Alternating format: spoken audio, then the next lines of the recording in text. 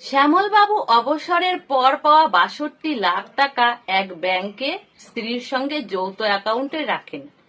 ATM কার্ডের পিনও স্ত্রীকে জানিয়ে রাখেন। কখন কি দরকার পড়ে বলা তো যায় না। শ্যামলবাবু একদিন বাইরে যাওয়ার সময় ভুল করে নিজের মোবাইল ফোনটি বাড়িতেই রেখে চলে যান। কোথাও কি পড়ে গেল, এই চিন্তা করতে করতে দ্রুত পায়ে বাড়ি ফিরে আসেন এবং দেখেন মোবাইলটা টেবিলের উপরেই আছে। দুশ্চিন্তা দূর হতেই স্ত্রীকে জিজ্ঞাসা করলেন, কোনো ফোন এসেছিল নাকি? স্ত্রী বললেন, ব্যাংক থেকে ম্যানেজার ফোন করেছিলেন। শ্যামলবাবু শুনেই ঘামতে শুরু করে দিলেন। জিজ্ঞাসা করলেন, ম্যানেজার কি বললেন? উনি আমাদের যৌথ অ্যাকাউন্ট আপডেট করার জন্য কিছু তথ্য জানতে চাইছেন এবং বললেন একটা ওটিপি যাবে মোবাইলে এবং সেটা জানালেই অ্যাকাউন্ট আপডেট হয়ে যাবে। শ্যামলবাবুর স্ত্রী বললেন। শ্যামলবাবু অজ্ঞান হয়ে যাওয়ার উপক্রম। সমস্ত সঞ্চয় বোধহয় এবার শেষ হয়ে গেল রে।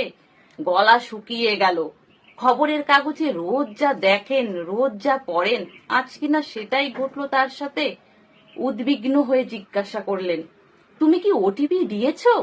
ব্যাংক ম্যানেজার জিজ্ঞাসা করলেন, আমি কি না জানিয়ে থাকতে পারি?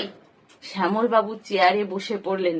দরদর করে ঘামতে শুরু করলেন, নিঃস্ব হয়ে যাওয়ার ভয়ে। ভয়ে ভয়ে মোবাইলটা তুলে নিয়ে অ্যাকাউন্টের ব্যালেন্স চেক করলেন।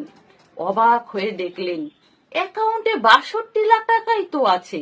গ্যাংটি তাহলে টাকা সরিয়ে নিতে পারেনি। ঘাম দিয়ে জ্বর ছাড়লো শ্যামলবাবুর।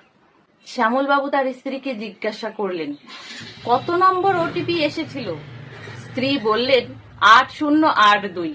শ্যামলবাবু মাথায় হাত দিয়ে বললেন, তুমি তো ঠিকঠাক ওটিপি বললে। জবাবে স্ত্রী বললেন, আমি ৪০৪১ বলেছি। আমি তো আর পুরোটা বলে দিতে পারি না, যৌথ অ্যাকাউন্ট, তাই হাফ বলে দিয়েছি। আমি তো ব্যাংকের কর্মচারীর স্ত্রী, জানি এ টাকার অর্ধেক তো আমার, তাই ওটিপিও হাফ বলেছি।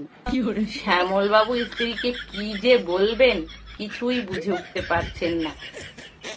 তাহলে বন্ধুরা, গল্পটা আপনাদের কেমন লাগলো অবশ্যই কমেন্টে জানাবেন। যদি ভালো লাগে প্লিজ লাইক করে দেবেন, সাথে কমেন্টে আপনাদের সুন্দর মতামত জানাবেন।